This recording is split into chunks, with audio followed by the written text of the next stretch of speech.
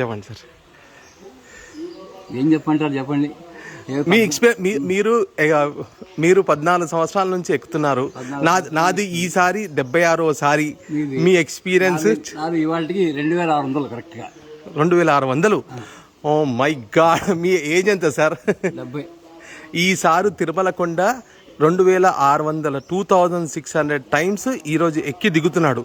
ఈరోజు 21 September 2024, time approximately 4 PM Indian standard time. Sir రెగ్యులర్గా 2600 times ఈరోజు ఎక్కాడు. మీ ఏజ్ ఎంత సార్? 70. మీ పేరు sir?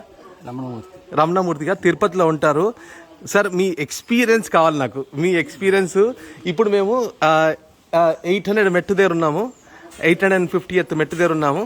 Sir experience 2600 times the experience చెప్తాడు సార్. సార్ మీ ఎక్స్పీరియన్స్, మీ గురించి చెప్పండి ప్లీజ్. ఎక్స్పీరియన్స్ ఏముంది, నేను ఏదో గాలివాటి ఇక్కడ ట్రాన్స్ఫర్ అయ్యి వచ్చాం. ట్రాన్స్ఫర్ అయ్యి వచ్చినప్పటి నుంచి రోజు దర్శనం అలవాటు అయింది.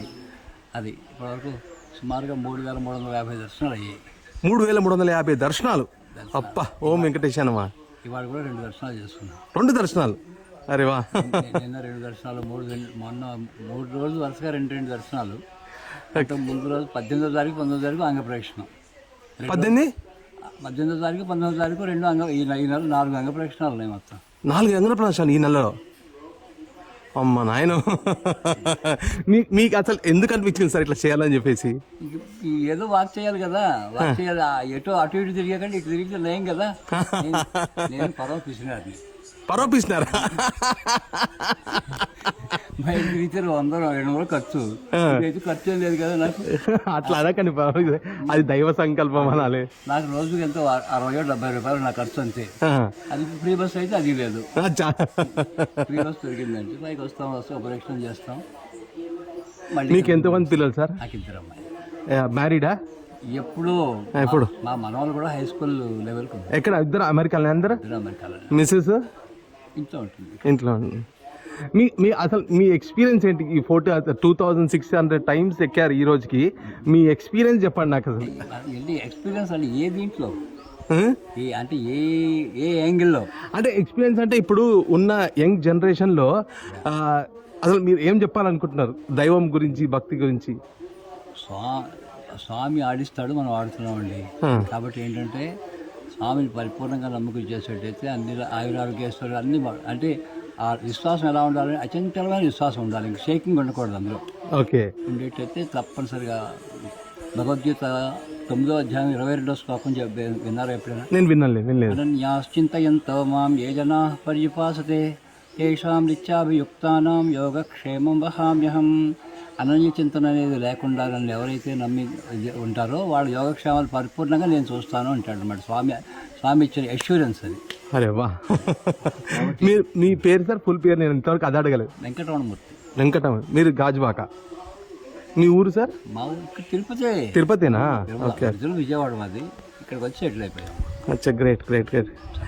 మీరు యంగ్ జనరేషన్కి ఏం చెప్పాలనుకుంటున్నారు?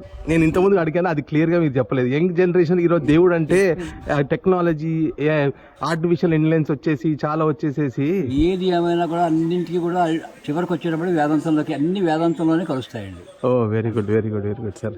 ఏదైనా సరే చివరికి వచ్చి కలిసేది వేదాంతంలోనే కలుస్తాయి అనమాట. ఎందుకంటే ఒక స్టేజ్కి వెళ్ళేటప్పటికి సైంటిస్టులు వాళ్ళే చెప్తారు. ఐన్స్టీన్ చెప్పాడు. ఐన్స్టీన్ కంటే గొప్పవాళ్ళు మనం కాదు కదా.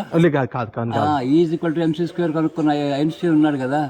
ఆయన దగ్గర ఎప్పుడు భగవద్గీత పుస్తకం రెడీగా ఉంటుంది అనమాట. అతను ఆటం బాంబుని వీళ్ళు దుర్వినియోగం చేస్తుంటే బోరుమని ఏడ్చాడు అనమాట. నేనేమో లోక కళ్యాణం కోసం నేను చేస్తే వీళ్ళేమో ఇలాగా దీనికోసం పాడు చేశారని చెప్పి.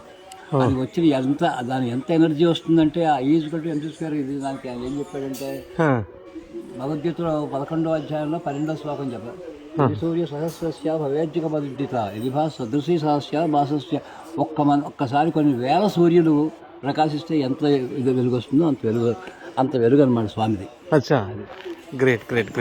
కాబట్టి ఏంటంటే మనం దర్శనం చేసుకుని మనం అనుకుంటాం, కానీ మనం చేసుకోవడం కాదు, మన ఆయన చూస్తాడు. ఆయన మనం చూసేది ఒకటి. అందుకనే కాబట్టి ఏంటంటే ఇలా ఒక సెకండ్లో వాళ్ళు తోసేసినా కూడా మనం చింతపడక్కల్లా. అక్కడ రెస్ట్లో వాళ్ళ పరిస్థితి అది. ఒకసారి అలా చూసిన తర్వాత అంటే ఇక్కడ మన లోకల్గా మాకు అనుకూలంగా ఉంది కాబట్టి మేము వెళ్తున్నాం తర్వాత అందరూ వెళ్ళక్కల్లా.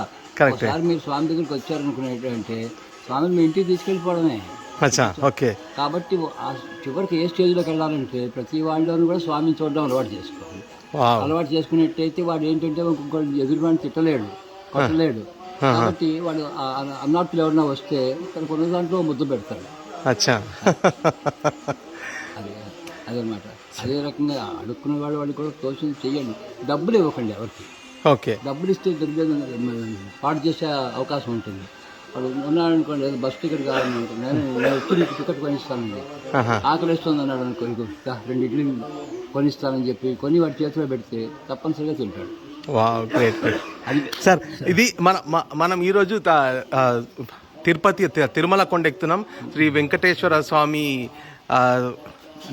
కొండ ఇది. ఈరోజు సార్ ఇచ్చిన thank you so much sir. Thank you. ఇద్దరం కలిసి ఒకటి దిగుతాం సార్. ఒక్క నిమిషం సార్. సార్ అన్న ఇట్లా పట్టుకో, సార్ నేను పట్టుకుంటాం, సార్ నేను ఉంటాం దగ్గర రండి ఒక్కసారి.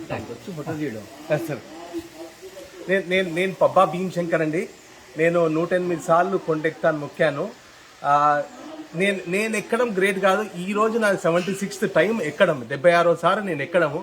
ఈ మహానుభావుడు ఈరోజు 2600 సార్లు కంప్లీట్ చేశాడు. ఈరోజు 2 దర్శనాలు చేసుకున్నాడు. రెగ్యులర్గా అంగ ప్రదర్శన చేశాడు. అంగ ప్రదర్శన రెగ్యులర్గా చేస్తాడు. ఈయన 70 ఏళ్ళు. Sir, thank you so much. Thank you so much. Right sir.